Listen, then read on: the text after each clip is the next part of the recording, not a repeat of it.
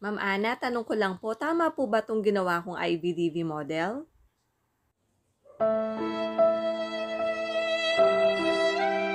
Ana PH, ako po ang leader ng group namin. Ito po ang ginawa po naming IVDV model. Tama po ba siya? Ma'am Ana, pa-check po. Tama po ba itong gawa ko? Ka-schoolers, ka-researchers, para hindi namamali sa paggamit ng IVDV model, watch this video.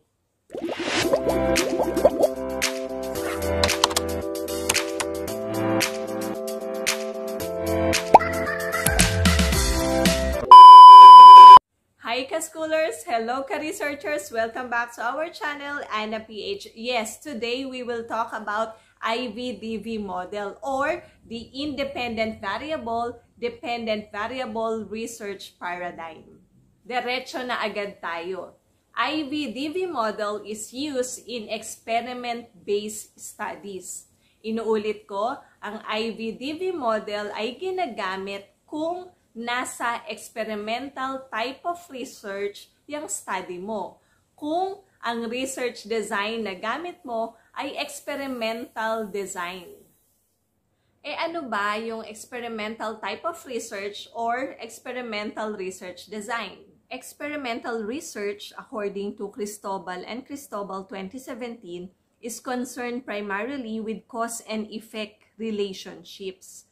In studies that involve manipulation or control of the independent variables, or what we call the causes, and measurement of the dependent variables or the effects.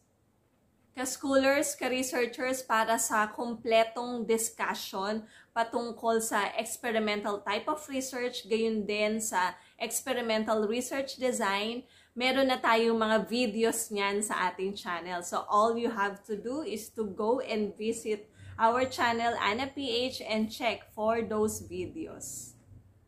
Now, going back to our topic, aside from the fact that IVDV model is used in experiment-based studies, tandaan, ginagamit natin yung research paradigm na ito kapag ang research questions natin sa ating SOP ay situation relating questions. Inuulit ko, kapag ang type ng research questions natin ay situation relating questions.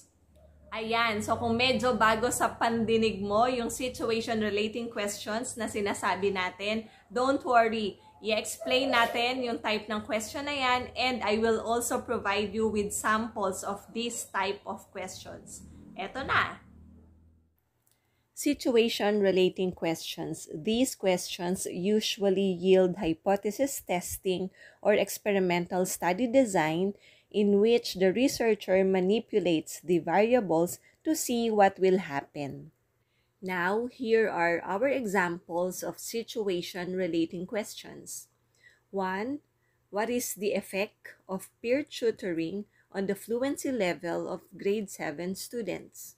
Another one, how significantly different is the academic performance of college students in the morning class and night class? And then the last example, how does the authoritative style of classroom management affect students' behavior? Now, ka-schoolers, for more information or for a deeper discussion about situation relating questions and other matters pertaining to SOP or statement of the problem, you may watch this video. Yes, this one. Nandyan yan sa ating channel na Ana PH for you to learn more about this topic.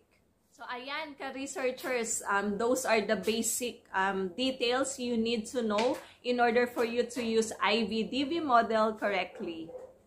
And of course, this content video will not be completed without showing you, without providing you with actual samples. So what I am going to do is to provide you with research studies, in particular research titles, where IVDV model is utilized. Okay, so in our first example, the research title goes like this: Authoritative Style of Classroom Management Effects on Students' Behavior. So in the first box, we will face here our independent variable, which is authoritative style of classroom management. And then we will use single head arrow. And then the arrow is pointing to the next box, which contains our dependent variable. So in this case, our dependent variable is behavior of students.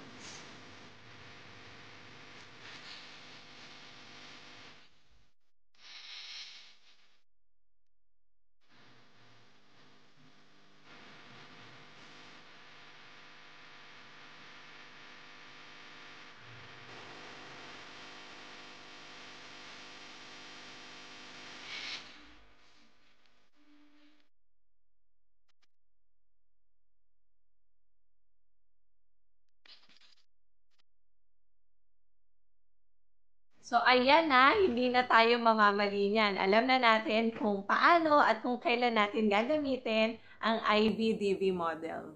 Schoolers, ka-researchers, if you have questions or anything you want to share to us, comment nyo lang dito sa ibaba. Okay? And then, I would like to welcome our new subscribers, all our new subscribers. Welcome, welcome po sa ating YouTube community. Thank you for joining us here.